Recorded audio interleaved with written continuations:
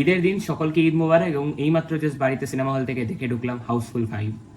তো এই ছবিটা আমার ভালো লেগেছে খারাপ লেগেছে সেটা পরে, তবে আগে আমি একটা জিনিস ক্লিয়ার করে দিই, তোমাদের যে ওপিনিয়ন, তোমাদের যে রিভিউ, সেটার সাথে যদি আমি একমত না হই বা তোমরা আমার রিভিউর সাথে যদি একমত নাও, কোনো প্রবলেম নেই ভাই, রিভিউটা মন দিয়ে দেখো এবং তোমাদের যে মতামত সেটাও তোমরা কমেন্টে জানো। আমার মতামত তো আমি ভিডিওতেই বলছি। সিরিয়াসলি বলতে এই ছবিটা আমি জিরো এক্সপেকটেশনস নিয়ে গেছিলাম দেখতে। আমি সাগরদ্বীপে জগদ্দন ছবিটাও দেখিনি। আমি ভেবেছিলাম যে আজকে আমি দুটো ছবি কভার করে দেবো, বাট আনফর্চুনেটলি আমি শুধু একটা ছবি কভার করতে পারলাম due to some timing reason. তো আমার এক ফোঁটা এক্সপেকটেশন ছিল না এই ছবিটা আমি যে মানে আমার ভালো লাগবে। তো আমি হলে বসি, 6 মিনিট পরে ঢুকেছি আমি হলে, লেট হয়ে গেছিল আমার একটু। তো ছবিটা আমাকে সারপ্রাইজলি আমাকে এন্টারটেন করতে পেরেছে, আমি এটুকুনি বলবো যে ছবিটার মধ্যে এন্টারটেনমেন্ট ভ্যালু কিছু জায়গাতে আছে এবং সেটা আমি এনজয় করেছি।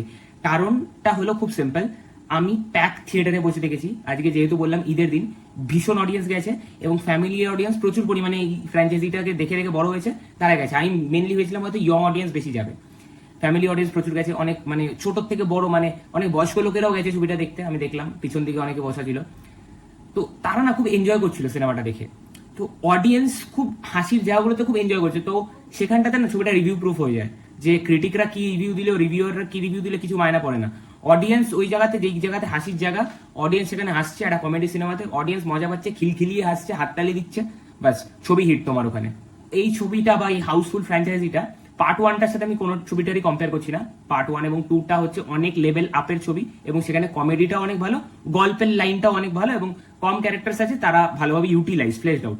এখানে এই ছবিটা যেটা প্রথমেই আমি ট্রেলার রিভিউতে যে প্রবলেমটা বলেছিলাম, যে এখানে না প্রচুর ক্যারেক্টার আছে, তো প্রতিটা ক্যারেক্টারকে সেম টাইম স্পেস দেওয়াটা খুব মুশকিল।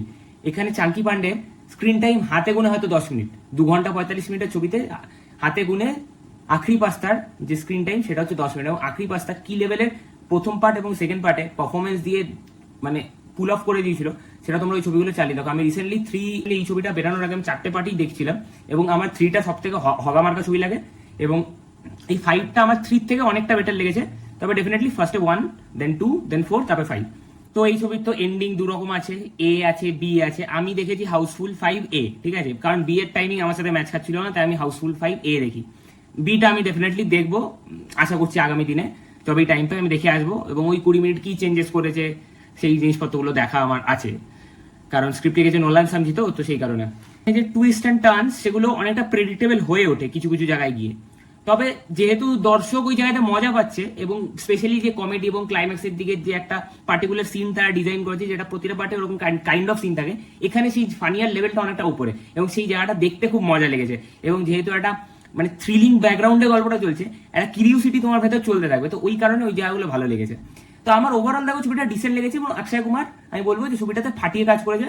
মানে ছবিতে যেখানে যেখানে জান নেই স্ক্রিপ্টের লেভেলে, সেখানে অক্ষয় কুমার ফাটিয়ে বেরিয়েছে। তবে জনি লিভারকে একটু ইরিটেটিং লাগছিল, কারণ তাকে সেই রকম লাইন্স ফাইন ভালো দিতে পারেনি মেকার্সরা, তো তাকে একেবারে একটুখানি পোষায়নি মানে পাতি বাংলা ভাষায়।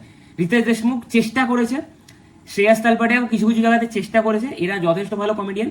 স্টিল আমি বলবো যে অক্ষয় কুমারের লেভেলটা যতটা যেতে পেরেছে এবং অক্ষয় কুমার যেভাবে পুরো কাঁধে নিয়ে একা ছবিটাকে টেনে দিয়েছে, সেটাতে বাকিরা অতটা সাপোর্ট করতে পারেনি। এবং ওই বললাম কিছু কিছু রিকল ভ্যালু রেখেছে আগে পুরোনো পার্টগুলোর সাথে, সেগুলো কাজ করে কিছু কিছু জায়গাতে। এবং নানা পাটেকারের ক্যারেক্টারটা হালকা পাতলা ভালো লেখা রয়েছে, বাট জ্যাকি শ্রফ আর সঞ্জয় দত্ত পুরো ছবিতে ভাই চিল্লে গেছে, মানে তাদের কাজ আমার এক ফোঁটা ভালো লাগেনি, চিল্লে গেছে। আর গানগুলো ভালো ভালো ছিল, গানগুলোতে এন্টারটেন হচ্ছিল। আর মেন কথা একটা ডিসেন্ট ওয়াচ, একটা এন্টারটেনমেন্ট ভ্যালু আছে, তো তোমরা চাইলে কি ছবিটা দেখতে পারো।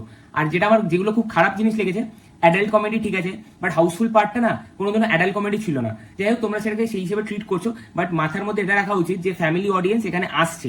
আমার কোনো প্রবলেম নেই যে মেয়েদেরকে অবজেক্টিফাই করে কোনো শর্টস দেখিয়েছে, সেসব আমার কোনো প্রবলেম নেই, বাট সেটাকে যদি অ্যাস্থেটিক্যালি প্রেজেন্ট করা যায়, ওই জিনিসটা ক্লিভেজটাকে দেখিয়ে আমি বিক্রি করব বলে জিনিসটা যদি না করে অ্যাস্থেটিক্যালি জিনিসটাকে শুট করা যায়, দেখতে স্ক্রিনের মধ্যে ভাল লাগে। কিন্তু এখানে এই সন্ধ্যা রে শর্মা যে ক্যারেক্টারটা, তার এখানে বুবসের এখানে যখন ক্লিভেজ গিয়ে দেখাচ্ছে, ওটা পুরো বোঝা যাচ্ছে যে ওইটা পাবলিক খাবে এবং আমরা ওটাকে বেচবো বলে এরকম ভাবে শো করছি।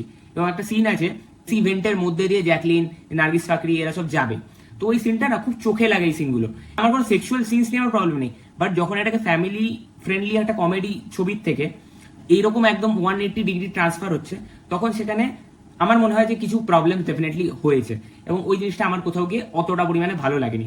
So that is my overall reaction about Housefull 5। রিভিউটা জানি বড় হয়েছে, তো তোমাদের কি মতামত ডেফিনেটলি কমেন্টে জানিও, এবং ভিডিওটা ভালো লাগলে like share subscribe red button press করে গ্রে করে দাও। টাটা।